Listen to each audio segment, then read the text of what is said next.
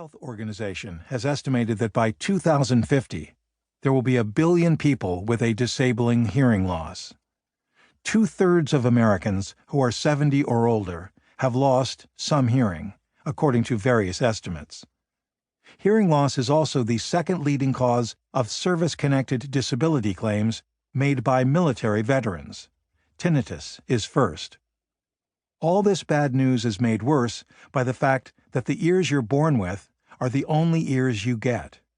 A newborn's inner ears are fully developed and are the same size as an adult's, and unlike taste buds and olfactory receptors, which the body constantly replenishes, the most fragile elements don't regenerate.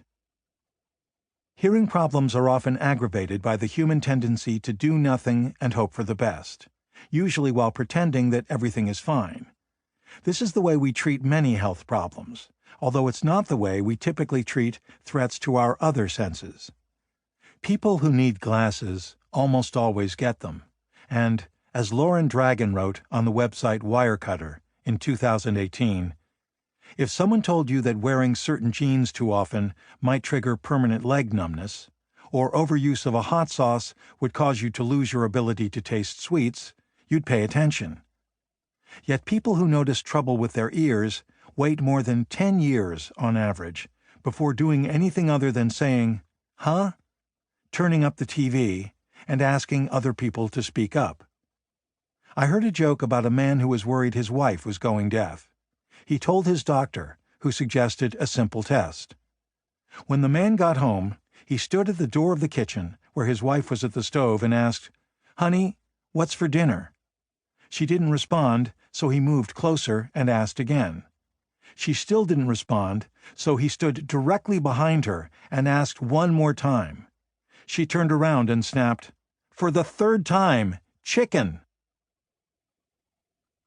One day when I was 7 or 8, I drove myself halfway crazy by staring at the house across the street and trying to figure out what seeing is. It leaves no trace. You can't feel or taste it. It does something to you, but you can't put into words what that something is. How do you know for sure that you are doing it? Hearing is at least as hard to comprehend. For a previous book of mine, I interviewed engineers and scientists who'd been involved in the development of the Xerox machine. One of them, a physicist who'd received 155 patents during his years at the company, beginning in 1952, said, "The more you understand about xerography, the more you are amazed that it works." Scientists who study hearing often feel the same way. One of them told me, "If you stop and think about how hearing works, it seems insane." The principal components of the auditory system are coiled inside a spiraling, fluid-filled chamber about the size of a pea.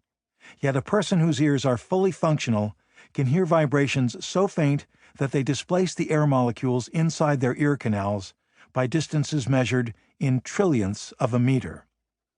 I had a couple of long conversations with a prominent hearing researcher, and at one point, while he was using a diagram on the wall of his office to explain the still somewhat puzzling functions of 2 different kinds of auditory nerve fibers, the whole thing suddenly seemed so fantastic that I worried that if I learned more, I might cause my own ears to stop working, like the tightrope walker who falls the moment he looks down. Yet those of us who can hear are often extraordinarily reckless with this extraordinary gift. The greatest modern threat to hearing is excessively loud sound.